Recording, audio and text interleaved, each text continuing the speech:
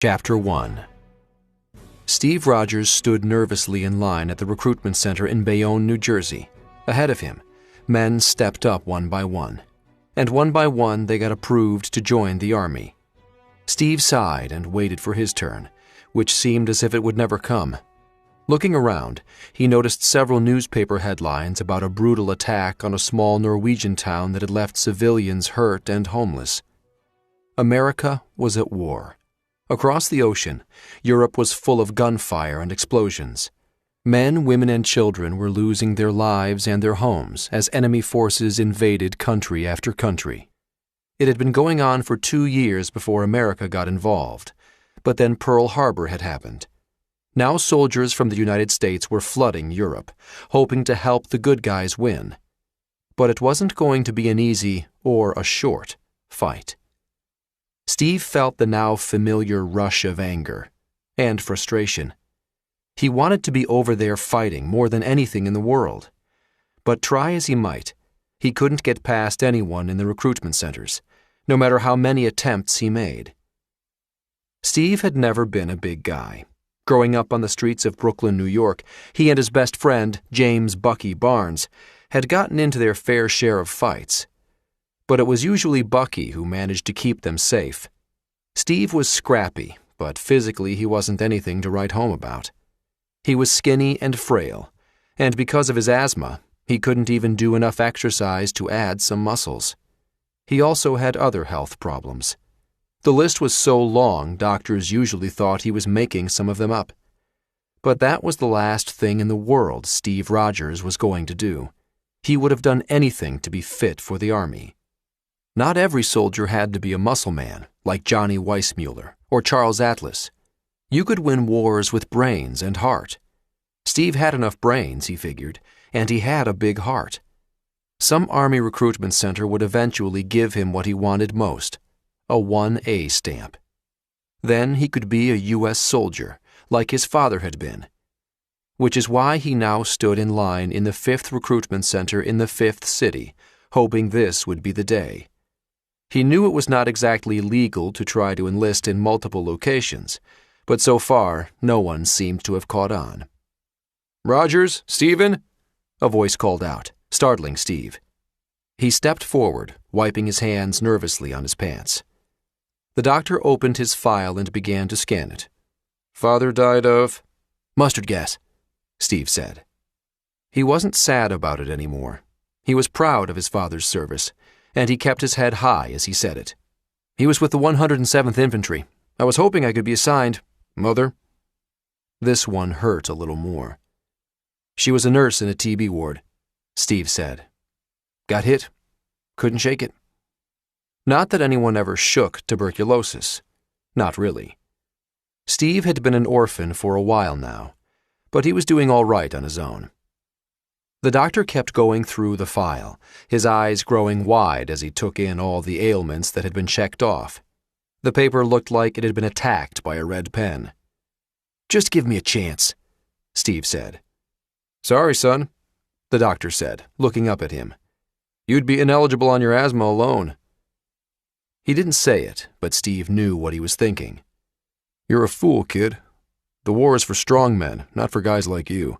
Not for guys who can't even breathe right." "You can't do anything?" Steve asked anyway, hope in his voice. "I'm doing it," the doctor answered. "I'm saving your life." Then, as Steve watched, the doctor pulled out the dreaded stamp. With a resounding thunk, he pressed it down on the file, marking it with a big black 4F. Steve had failed. Again. A short while later, Steve was back in Brooklyn, inside a darkened movie theater. Up on the screen, images from the front lines flashed by in a newsreel. There was a picture of a bombed-out town, followed by images of soldiers pulling wounded men out of the line of fire. Another image showed the enemy marching into an undefended town, knocking down people and buildings as they went. Nearby, Steve heard the unmistakable sound of someone crying. So many people had already lost loved ones or were about to send them off to the front lines. Steve didn't have anybody who would miss him if he went. His parents were gone, and his closest friend, Bucky, had already enlisted and was being shipped off the next day. Bucky would be over in Europe in no time, doing his part for the war effort, while Steve stayed behind. Useless. The sound of an angry voice broke through Steve's thoughts. "Who cares? Play the movie already!" Someone shouted from behind him. Steve's eyes narrowed. What kind of guy would say something like that at a time like this? He turned in his seat and tried to see who had spoken, but the screen had gone dark for a moment and it was difficult to make out anyone in the shadows. "Can you keep it down, please?" he asked quietly, hoping that the person with the bad attitude would hear him. But apparently he didn't, because a moment later the guy called out, "Let them clean up their own mess!" Steve shot out of his seat. He had had enough. "You want to shut up, pal?" he asked, turning around. Then Steve's eyes grew wide. In the light of the screen, he could now see who was talking. The guy was huge, and he looked way too eager to fight. Steve gulped. What had he gotten himself into? In the alley behind the theater, Steve stood with his fists in front of him. Balancing on the balls of his feet, he bobbed and weaved from side to side, trying to look tough. But the other guy was easily double his size, with fists the size of Steve's head. The big guy advanced toward Steve, who leaped forward, hitting him with an uppercut, and then getting a good punch into his kidney. The hit made the man flinch, but only for a moment. He came back at Steve, swinging his meaty fists.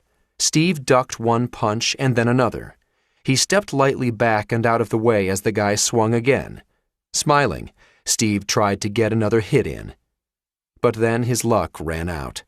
He tried to punch the guy but got too close, and in one quick move, the big man knocked Steve flat with a roundhouse right. Steve got up and came after him again, and the big guy knocked him down again. This time, Steve had a split lip. He spat blood on the alley bricks and got his guard up again. "You just don't know when to give up, do you?" the big guy said. "I can do this all day," Steve panted. Struggling to get back the wind that had been knocked out of him, Steve unsteadily got to his feet. He shook his head, trying to clear his vision. The guy let out a mean laugh. He made a fist, pulled back his arm, and just as he went to swing, someone grabbed his bicep, stopping him and momentarily saving Steve. "Hey, pick on someone your own size." Steve opened his eyes, which he had shut in anticipation of the punch, and smiled. He knew that voice. Bucky had arrived. It wasn't the first time Bucky had bailed out his best friend. He smiled as he spoke to the meathead, but it wasn't a friendly smile. When he let the guy's arm go, the guy took a swing at him. Bucky slipped the punch and decked him, careful not to muss up his spotless dress uniform. The smile never left his face. The guy headed for the mouth of the alley. Bucky gave him a swift kick in the behind to make sure he went a little faster. The grin on his face got more friendly as he took in Steve. "Sometimes I think you like getting punched," he said. Making his way over to Steve, Bucky helped him to his feet. Then he reached down to pick up a slip of paper that had fallen out of Steve's jacket. Seeing what it was, he stifled a groan. It was another recruitment slip. He knew how much his friend wanted to be a soldier, but he also knew that it was probably not going to happen. And while Bucky would never say anything out loud, it made him sort of mad. True, he wanted to help his country win the war, but he was going to be shipped out tomorrow, and he was nervous. He didn't know what to expect across the ocean, and a part of him wished he had the same excuse Steve did. Sighing, he handed the slip of paper back to Steve. "Now you're from Paramus?" he asked. "You know it's illegal to lie on an enlistment form, don't you?" Steve shrugged. "You get your orders?" he asked. Bucky couldn't possibly understand what it was like to be him. Even now, standing in the dirty alley, Bucky looked like a hero. Something Steve could never be. "Sergeant James Barnes, shipping out for England first thing tomorrow." He saw that cut into Steve a little, and he felt bad about it. Seeing the sadness in Steve's eyes, Bucky decided to drop the subject. Time was precious now, and it seemed silly to waste it being in a bad mood. He had another idea. "Come on, man. My last night. Gotta get you cleaned off." "Why?" Steve asked. "Where are we going?" "The future," Bucky said. Holding up a newspaper, he smiled. On the front page was a picture of the fairgrounds with a headline that read, 1942 World Exhibition of Tomorrow. Steve raised a curious eyebrow. Bucky wanted to go to a fair? Now? Shrugging, he followed his friend out of the alley. Maybe going to see an exhibition about tomorrow would help him forget all about today. Chapter 2. A few hours later, Bucky and Steve made their way onto the fairgrounds. At some point, Bucky had managed to find 2 young ladies to accompany them and was busy trying to get Steve to talk with one of them. But it wasn't working. Steve was too busy taking in the sights, particularly the Modern Marvels Pavilion. The fairgrounds looked like something out of a science fiction novel. Huge futuristic buildings had been erected, and they stood alongside smaller tents and pavilions. High above the ground, a monorail silently glided by, carrying passengers from one end of the exposition to the other. People of all ages wandered around, their eyes wide open at the various sights. Steve had to admit it was pretty amazing. Making their way farther into the fair, Steve and Bucky noticed a commotion over to one side.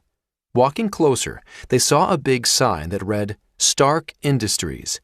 Standing on a raised platform next to a very expensive car was a man Steve recognized from the papers, Howard Stark. He was a millionaire inventor and notorious playboy who was always photographed out in the town with a beautiful woman on his arm.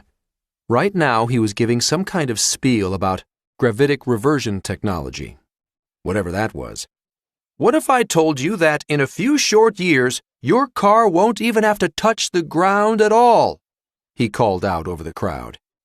There were some catcalls and some cheers. As they watched, Stark smiled and pulled a lever. Suddenly the car lifted up off the ground. It was floating and its wheels moved so they were parallel to the ground. The audience oohed and ahed, taking in the sight of the car of tomorrow. But then a series of loud pops and a shower of sparks came out of the wheel wells, and the car dropped back to the ground, shaking the platform. Stark just smiled again and began talking about how not even he was perfect. "Well, I did say a few years, didn't I?" he said, spreading his arms and with the kind of smile that said he'd be right back at it again tomorrow. Turning to say something to Steve, Bucky noticed that his friend was no longer by his side. Even Steve's date didn't know where he had gone. Sighing, Bucky went to look for him. He found Steve standing in front of the one non-futuristic pavilion in the entire fair, the U.S. Army recruitment booth. It looked empty.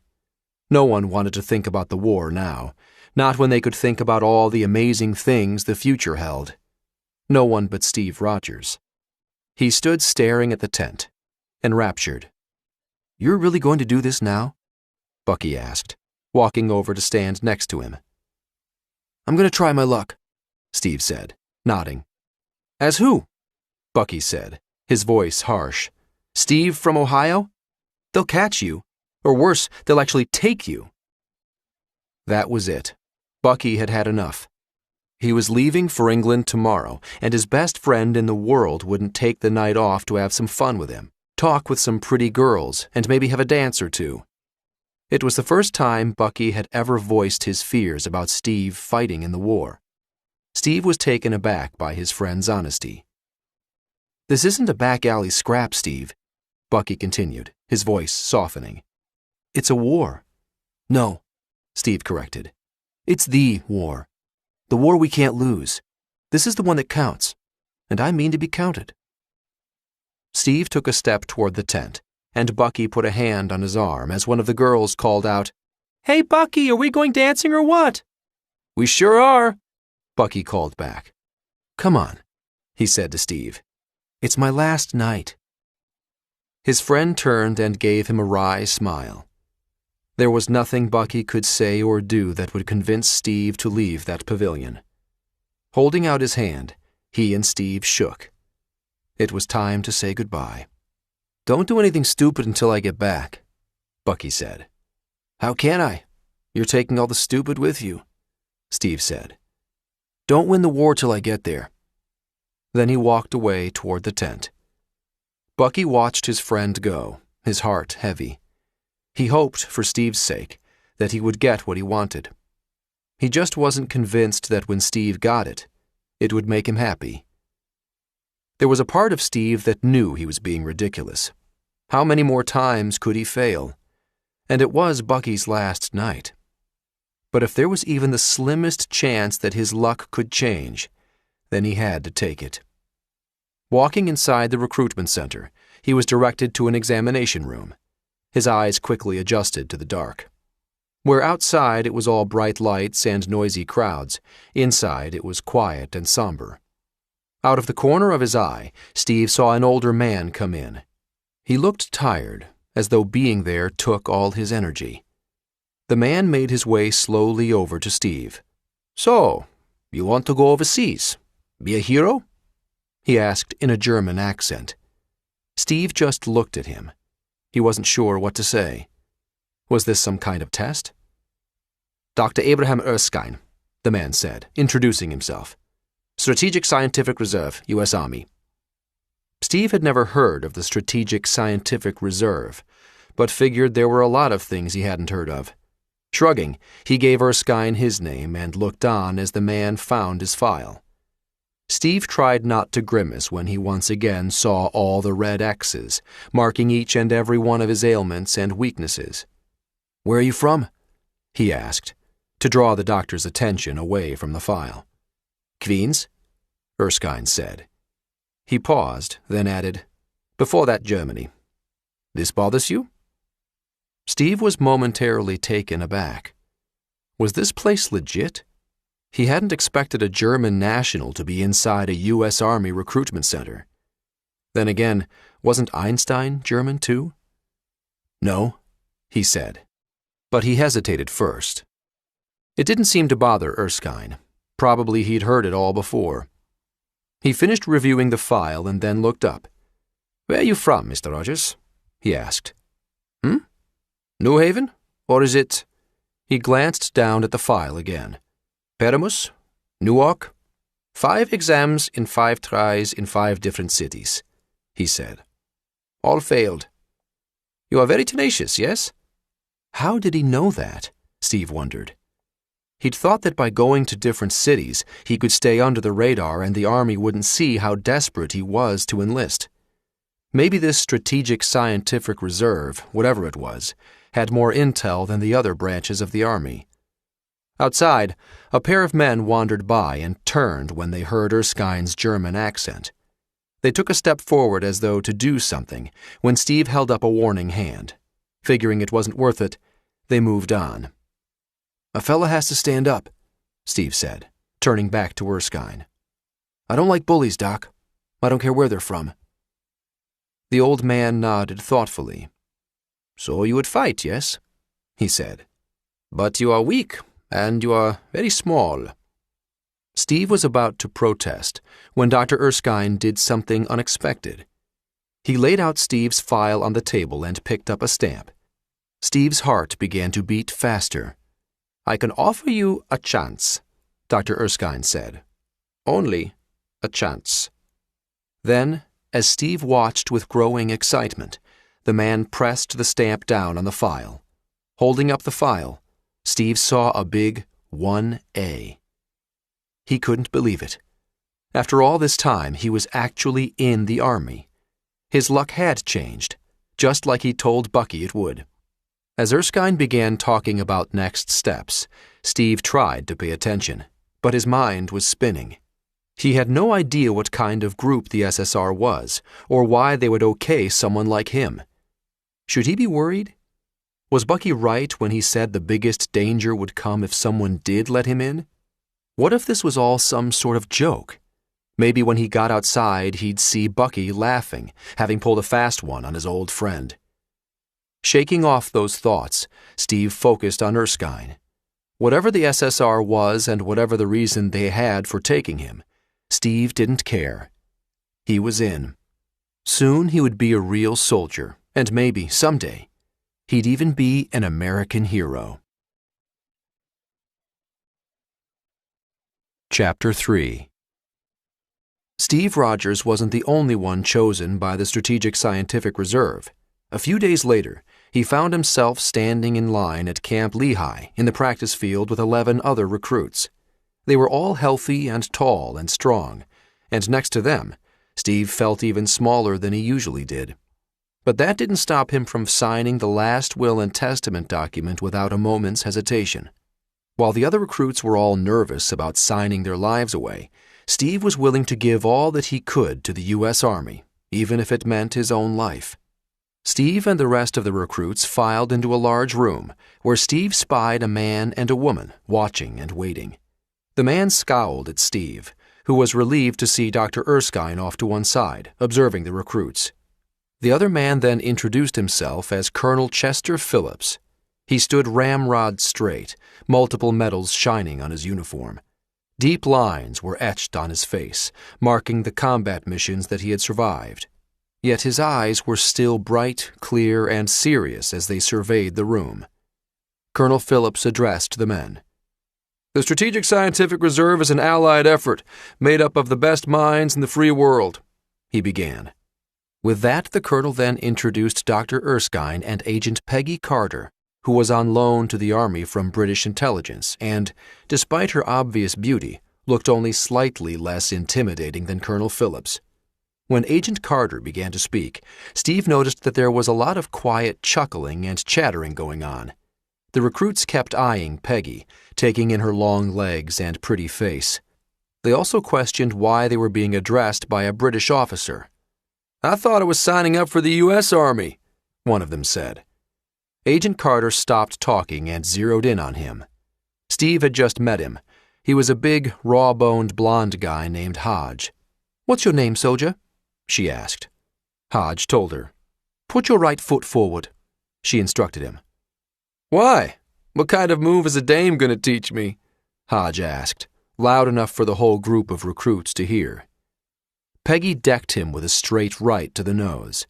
Then she straightened herself, cool and collected, while Hodge started to get up. Blood ran from his nose. "Agent Carter," the colonel said. She came to attention. "Colonel Phillips?" "I could see you're breaking in the candidates," the colonel said. He gave Hodge a hard glare as Hodge got to his feet and back in the muster line. "That's good." The breaking in didn't stop there. It was only getting started. First up was the obstacle course. As he stood waiting for his team's turn, Steve tried to remember everything he had read about obstacle courses. He knew that they were supposed to help a soldier learn how to handle combat situations while building a sense of team camaraderie. But looking out over the various objects on the course and then taking in the men standing on either side of him, he doubted that would happen. The obstacles included a climbing wall, rope swings, a rappelling wall, a long piece of wood that looked like a balance beam but with a rough surface, large rubber tires, and even a deep mud puddle. The men already on the course raced through the obstacles, easily climbing over the wall and nimbly running across the balance beam. It looked as if they had been doing this sort of thing their whole lives. "Our goal is to create the finest army in history," Colonel Phillips said as they waited. "But every army starts with one man.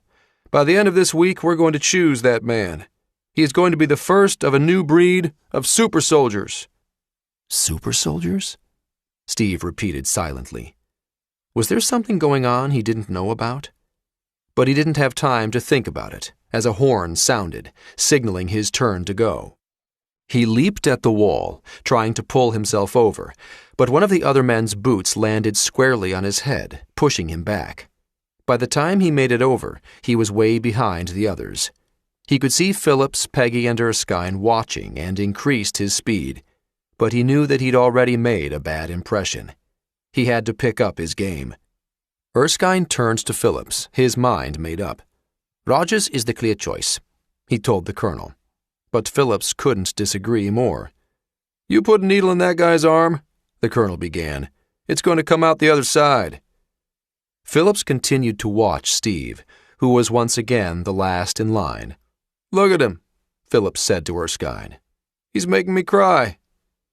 But the course continued, and so did Steve. He scrambled up a cargo net only to get tangled in it when Hodge walked over him. But he recovered and kept going. He crawled through mud covered by barbed wire, only to have Hodge kick out a support beam, causing the barbed wire to fall on Steve. Still, he kept going. His efforts didn't go unnoticed. Agent Carter and Dr. Erskine had seen Hodge try to sabotage Steve over and over again, and yet each time, Steve had gotten back up, more determined than ever. He didn't have the muscles of the other recruits, but he had something they didn't: heart. He would fight as hard as he could as long as he could, and never turn a back on a fellow soldier. Those were the qualities Peggy and Erskine were looking for. Phillips, however, didn't feel the same way. He still saw Steve as a weak, ineffectual soldier in training. Phillips wanted Hodge for the job and wasted no time in voicing his opinion.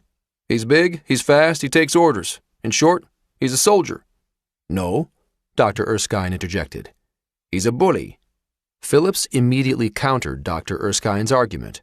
"You don't win wars with niceness, Doctor. You win them with guts." And to prove his point, Phillips picked up a grenade and hurled it into the middle of the course, right near Steve. As Hodge and the other recruits panicked and fled, Steve ran right at the grenade. "Everybody down!" he shouted as he flung himself on top of the explosive device. There was a moment of silence as everyone waited for the inevitable. 1 second passed. 2 seconds. 3. Finally, Steve gingerly eased himself up and off the grenade. Looking over to where Phillips, Peggy, and Erskine stood, he cocked his head and asked, "Is this a test?" Peggy tried not to smile. It was a test of sorts, and not even Colonel Phillips could deny that Steve had passed. Erskine cocked an eyebrow at the colonel. "He's still skinny," Phillips growled. But he didn't argue anymore. The SSR didn't need to look any further.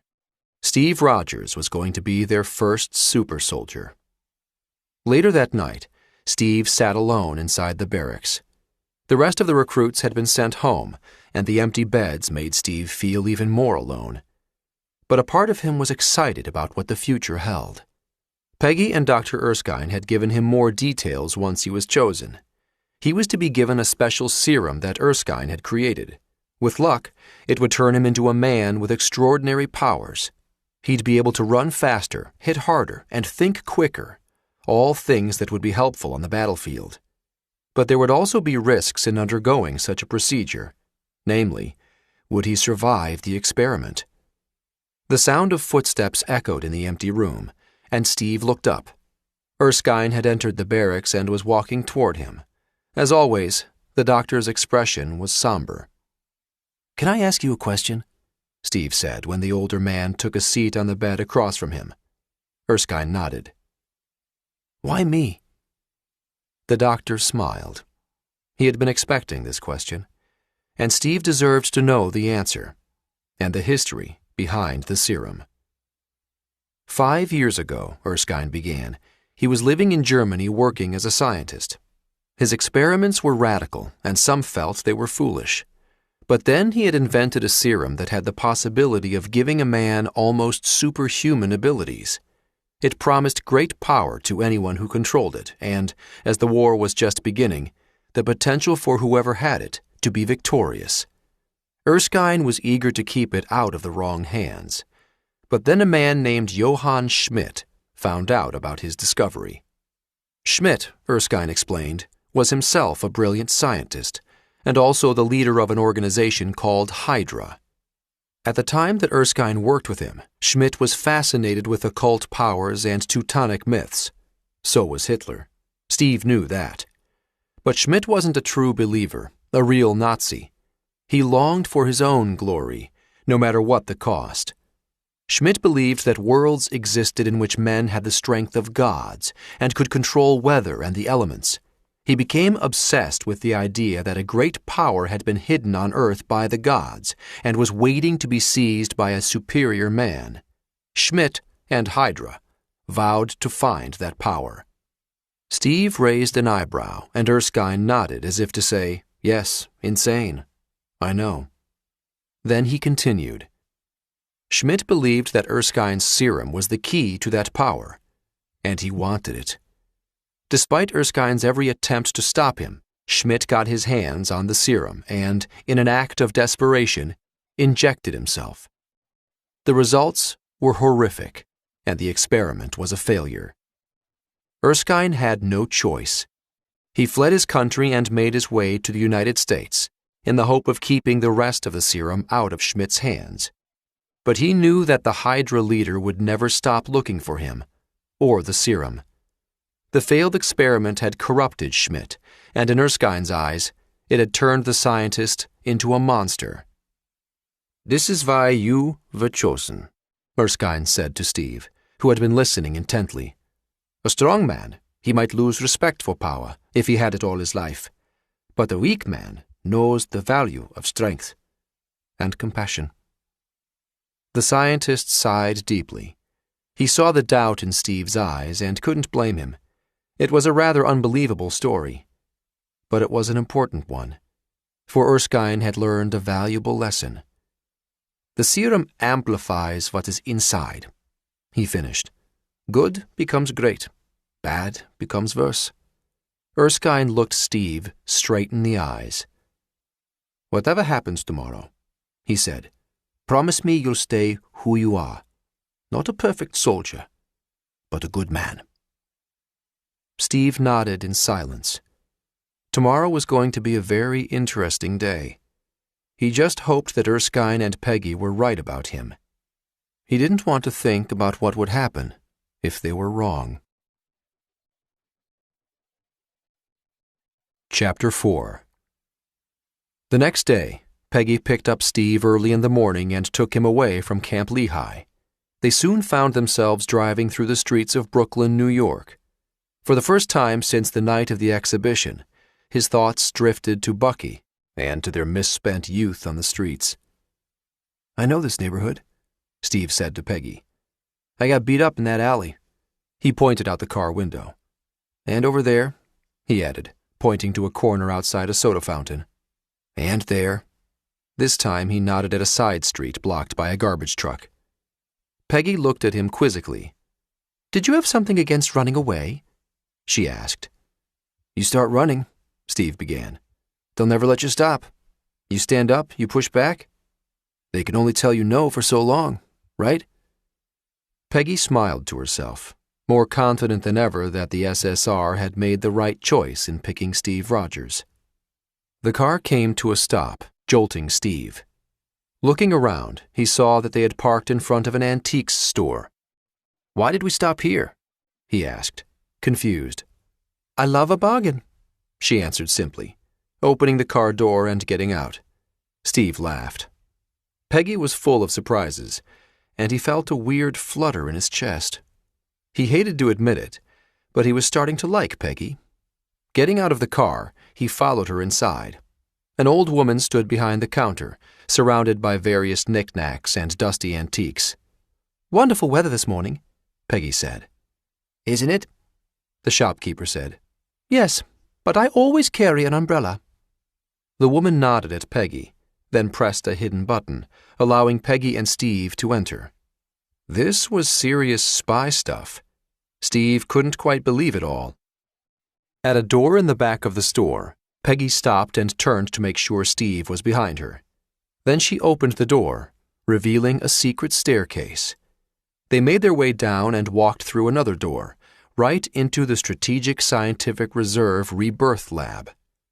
Steve's eyes grew wide as he took in the giant space. Far larger than the store above, it was illuminated by bright lights and bustling with activity. In the center of the ultra-modern area, technicians operated different kinds of machinery, consulting with one another as they pulled levers and flipped switches. A group of engineers manned a row of monitors that beeped with information, while in another part of the lab, a film crew was setting up their equipment. Looking up, Steve noticed an observation booth. Several serious-looking men stood inside talking. Peggy quickly informed him that the man with the salt and pepper hair was Senator Brandt. He had helped the SSR get funding for the serum experiment, codenamed Project Rebirth, and was here to see if his money had been well spent. As Steve walked farther into the lab, everyone turned to stare at him. He smiled self-consciously when he realized that he might be in over his head. Instinctively, he made his way to Dr. Erskine, who stood next to a large mechanical assembly. It was centered around a kind of human-shaped recess, almost like a cradle. Surrounding it were rows of brackets and straps and all kinds of medical-looking instruments and machines.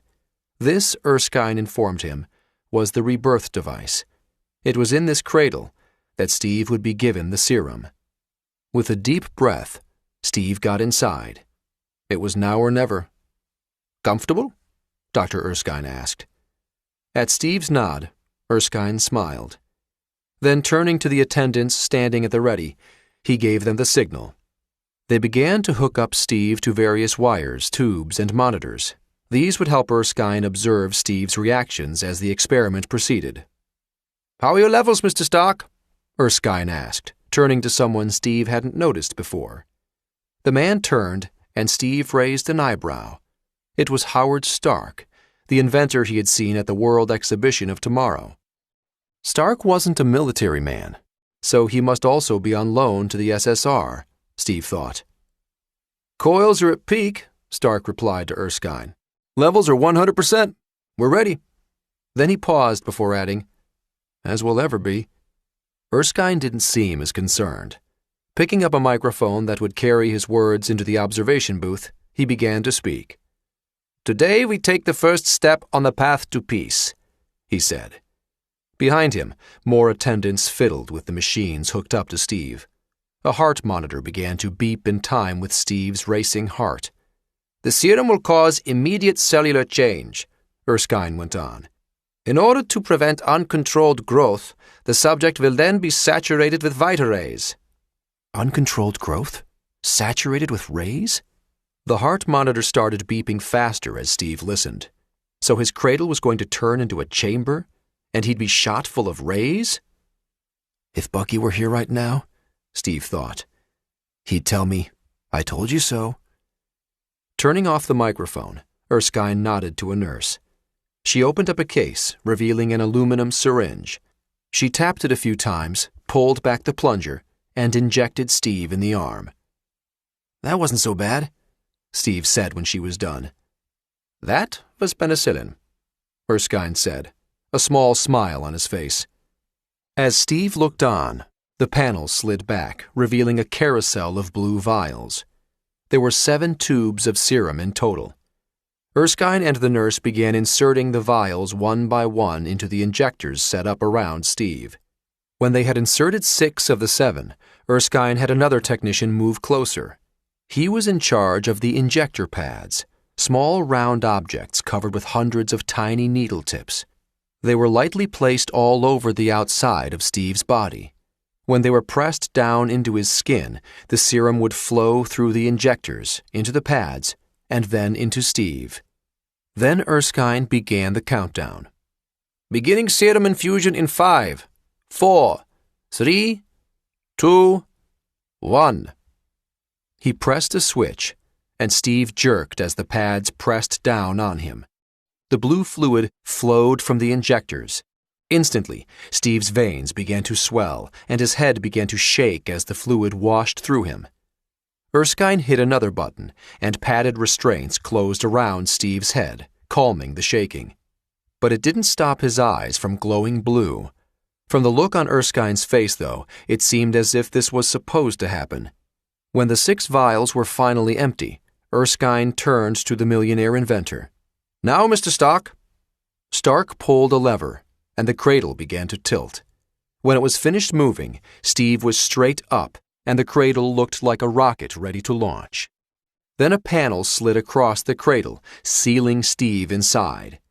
Through a small window, everyone could see Steve's face. With the panels closed, the cradle was now ready to be flooded with Vita rays, which would hopefully keep Steve safe. The Vita ray machine came courtesy of Howard Stark, who gave Steve a reassuring nod before moving to the control device. A piercing whine filled the air as Stark turned a power dial. On a big gauge, a needle began to climb, indicating the level of rays flooding the chamber. It hit 10, then 20. Steve's face began to tense. At 40, his eyes squeezed shut. Then the needle reached 60, and the heart monitor began beeping wildly. The rays were affecting Steve badly. Stark looked to Erskine, ready to turn the machine off, but the scientist shook his head. They had to keep going. The needle reached 80, and a strange orange glow filled the device chamber. Steve's face could no longer be seen through the window. Inside, Steve was completely unaware of what was going on as the rays battered his body. Outside, Erskine's own heart pounded. He knew he was putting Steve in great danger, but he had to. When the needle hit 90, Steve let out a piercing scream. Up in the booth, Brandt and his aides took a step back when they heard it. On the lab floor, Erskine watched as the orange light grew even brighter. It was too much. "Kill the reactors!" he ordered. Stark was about to turn the dial down when over the microphone came Steve's voice, faint but determined. "No!" he said. "I can do this!" Erskine swallowed. They had chosen Steve because he had heart, and it seemed he was determined to see this through. The doctor hesitated, and then finally nodded at Stark. The other man gave the dial a final turn. 100. A sharp whine split the air, and the chamber flashed from orange to white. Then everything went dark. Silence filled the lab. The heart monitor stopped beeping, and no sound came from inside the chamber. Up in the booth, Brandt looked down at Erskine, his expression a mixture of disappointment and anger. Everyone in the room held their breath in anticipation. Then suddenly, the heart monitor came to life. Beep, beep, beep. Anxious, Erskine took a step forward. Had it worked? Was it possible? There was only one way to tell. Stark opened the chamber. Scientists peered through the smoke and machinery as the chamber cleared of the last rays. And then Erskine smiled. Steve was still strapped into the chamber, but it wasn't the same Steve who had gone in. No longer was he thin and frail. Instead, he was now a model of human perfection, standing a foot taller than before, with muscles rippling all over his new body. Project Rebirth had worked. "You did it, Doctor!" Stark shouted as he unstrapped Steve, who was momentarily weakened from the ordeal. "You really did it!" As Stark helped Steve over to a chair, everyone rushed in, eager to see the results and congratulate one another. In the middle of the excitement, Steve sat, taking everything in. He felt different. He couldn't tell what he looked like, but from the reactions of those around him, he figured it was good. And from the reaction of Peggy, he figured it was very good. "How do you feel?" she asked. "Taller," he said, looking down at her as he smiled. Peggy smiled back. At least his spirits hadn't changed. And then everything started to go downhill. Fast. While they were talking, one of the men who had been in the observation booth made his way into the lab. He wore glasses and went by the name Fred Clemson. Ignoring Dr. Erskine and the others, he made his way to the chamber and the last remaining vial of serum. Glancing quickly around to make sure no one was looking, he pulled out a lighter. With a flick of his thumb, he opened it, revealing a button instead of the usual wick. Erskine heard the sound through the chatter in the lab and turned. He knew that sound. His eyes grew wide. He also knew that person. His name wasn't Fred Clemson. His name was Kruger, and he was a Hydra agent. Erskine saw Kruger at the same time the other man saw him.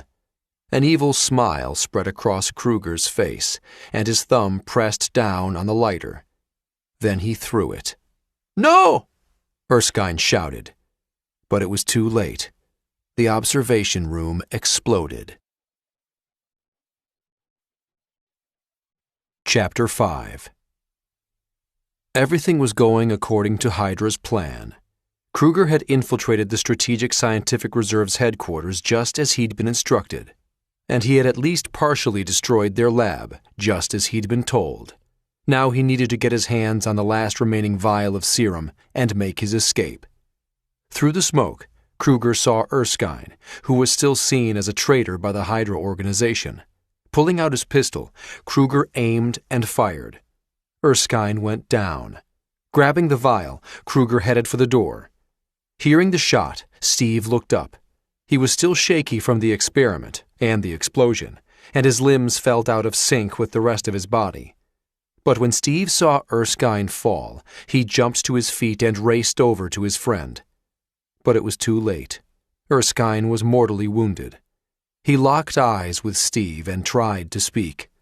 One of his hands came up, like he was going to grab Steve's shirt, but then he tapped Steve hard, just to the left of his sternum, right over his heart. Steve nodded. He thought he understood. Erskine's eyes moved toward the door. He was having trouble focusing them. Steve could see that. Erskine managed to whisper the name, Kruger, and then his eyes closed. For a moment, Steve didn't know what to do. Erskine was dead, the lab was in shambles, and a spy was racing off with the last vial of serum. How had everything gone from so good to so terribly bad in such a short amount of time? Shaking his head, Steve saw Kruger heading for the second door.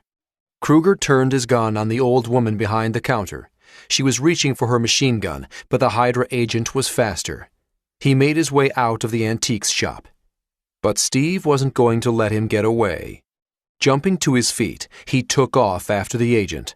When Steve burst out onto the street, he was just in time to see Kruger pulling the driver out of a taxicab. He threw the poor man to the ground and jumped into the cab. Peggy, who had also chased after Kruger, pulled out a gun and opened fire. Kruger returned fire, hitting a car behind Peggy, causing it to explode into flames. Then, with a squeal of tires, Kruger peeled out and raced away. Peggy thought the Hydra spy would get away, until she saw Steve. Steve Rogers was now very fast, super fast. He charged after Kruger, running as quickly as his new legs could carry him. Kruger drove down an alley, then turned and kept going, with Steve just a few feet behind. With a huge roar, Steve launched himself at the taxi, landing with a thud on the roof. Behind the glass, Kruger's eyes narrowed and he raised his arm. He still held his pistol. With a smile, he fired, shattering the cab's window.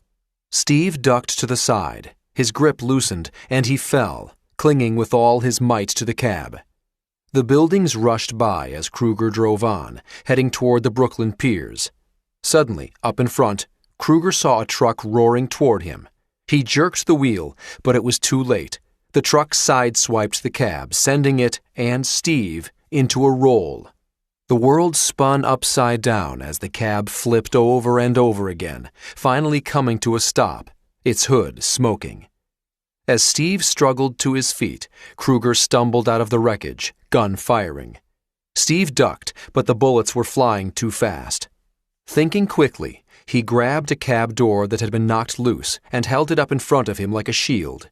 The bullets bounced off the metal, ricocheting harmlessly. Kruger kept firing. Their high-speed ride had taken them right down to the piers, which, on the sunny day, were filled with civilians catching the sights and enjoying the afternoon. Seeing the commotion, some of them began snapping pictures of the gunfight, mistaking it for entertainment.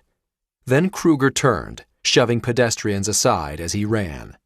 Seeing a young boy among the gathering crowd, Kruger grabbed him and pulled him to his chest, holding the gun to the boy's head. Steve slowed down as Kruger began moving backward toward the water. When he was close enough to jump, Kruger threw the boy into the water and pulled out a small device. He clicked a button, and a small one-man submarine surfaced a few feet away. Kruger gave Steve an evil smile and then scrambled into the Hydra sub. Steve looked down at the water. He couldn't let Kruger get away, but he also couldn't let the little boy drown.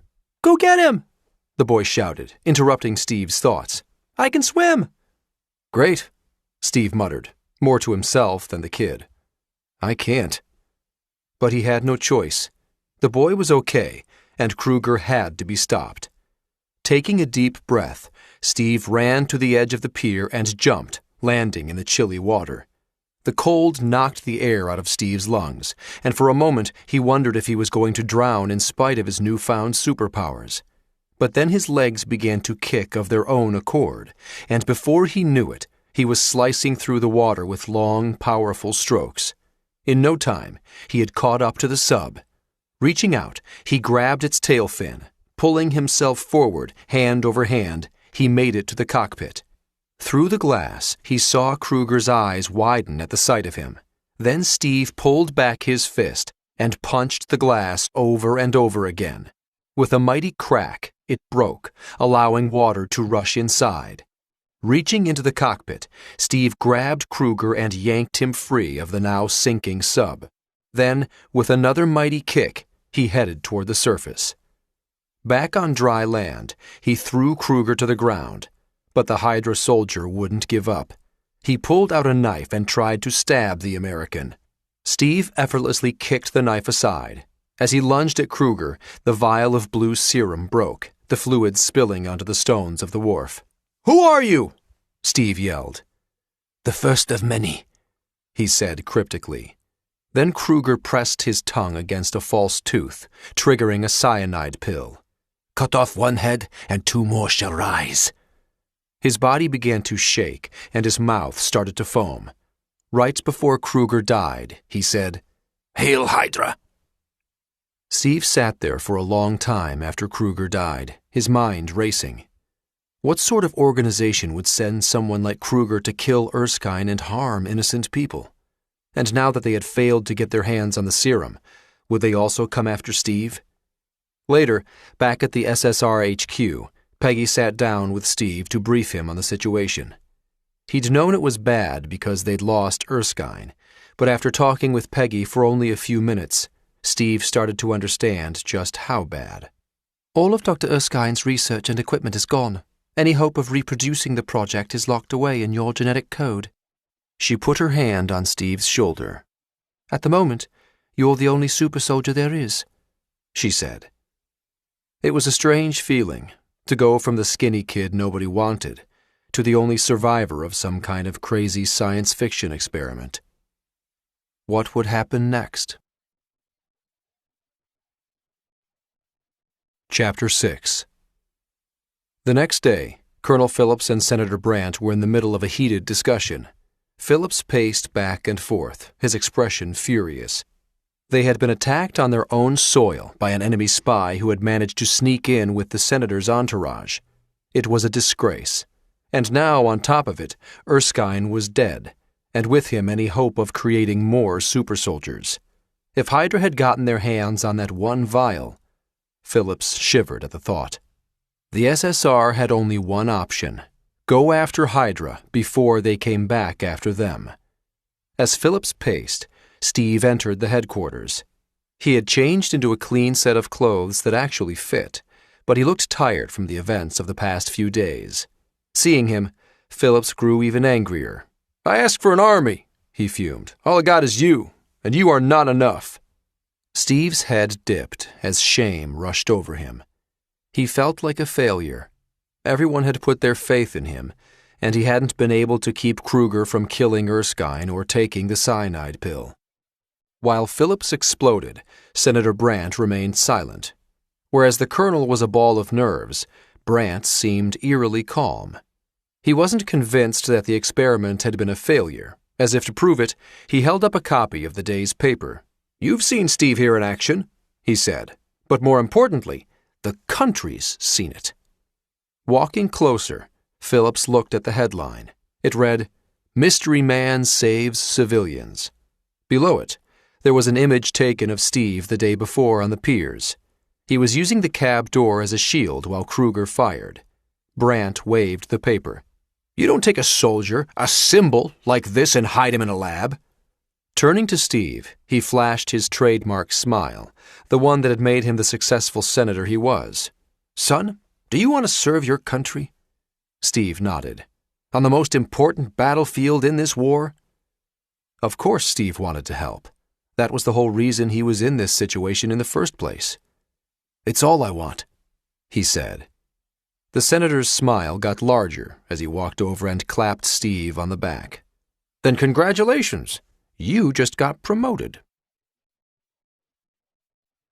It didn't take long for Steve's promotion to go into effect, but it wasn't exactly what he'd been expecting. A few days later, he found himself backstage in a small theater. His palms were sweaty, and he looked as if he was going to be sick to his stomach. One of Senator Brandt's aides stood next to him, running through what was about to happen. Steve barely heard him. "I don't think I can do this," he said softly. When Brandt had promised him that he would get to take part in the greatest battle of all, he had pictured being on the front lines, battling the enemy and saving his fellow soldiers, not standing behind a curtain on a stage, preparing to do a song and dance act. But that was exactly what he was doing. Before Steve could get any more nervous, the show began. The curtains parted, and a bugler walked onto the stage. He tilted his head back and blasted out Reveille. Then, as the final notes faded, a band joined in and a line of girls danced across the stage, legs kicking high in the air. As Steve watched with a mixture of horror and embarrassment, they began to sing. "He's the star-spangled man with the star-spangled plan. He's Captain America." As they sang out the last word, Steve took a deep breath and moved forward. The aide had told him what to do. He was supposed to just walk through the flag and say his lines to the audience. But he felt like a fool. He was dressed in what Senator Brandt had decided made him look most like Captain America, the war's newest hero. Red boots and gloves, a pair of blue pants, and a shirt covered with stars and stripes. To top off the look, he had been given a mask with wings and a cheap red, white, and blue shield. Steve had refused to look in the mirror, but he was mortified anyway. How was he supposed to inspire people to support the war looking like a kid in a Halloween costume? And what if the audience realized he'd never even set foot on the front line? A shove from the aide reminded Steve that he hadn't moved. He stumbled forward past the flag and saw just a handful of kids sitting in the audience. So much for the big crowd Brandt had promised, Steve thought. Taking a deep breath, he eyed the cue card he had pasted on the back of his shield and began to speak. "Hello, folks," he said. "Who here is ready to sock evil on the jaw?" The kids let out a cheer, and Steve felt his shoulders relax. Maybe this wouldn't be so bad after all. For the next few months, Steve traveled all over the United States performing his Captain America show. At first, the crowds were small, and Steve messed up. A lot. But slowly, things got better and the stages got bigger. He went to Buffalo and tripped as the girls pulled him into their dance. In Milwaukee, he stayed on his feet and even managed to pose for photos with babies and their mothers. When he got to San Francisco, the stage was the biggest yet, and Steve felt proud when he walked through the flag and bent a pole into a red cross. With a smile, he handed it to a nurse in the audience and blushed when she batted her eyes at him. The tour continued. Steve went to St. Louis and Chicago, where film crews recorded his act. Later that night, he saw himself on the big screen, and for the first time he began to believe that maybe Senator Brandt was onto something. Steve had never actually fought in the war, but what the public didn't know couldn't hurt them. In Philadelphia, a young boy came up to him with pen and paper in hand. "Hey, Cap," he said, his eyes wide as he took in his hero. "My brother says you took out 4 German tanks all by yourself." Steve patted the boy on the head. "Sorry, kid. Tell your brother he's wrong." The boy's eyes filled with disappointment, until Steve added, "It was 8 German tanks." As the boy cheered, Steve grinned. He was beginning to believe his own hype. There were Captain America comics and photos. He was on the big screen, and he played to sold-out theaters. He was a bona fide hero. There was nothing he couldn't do. and then Steve was sent to the front line.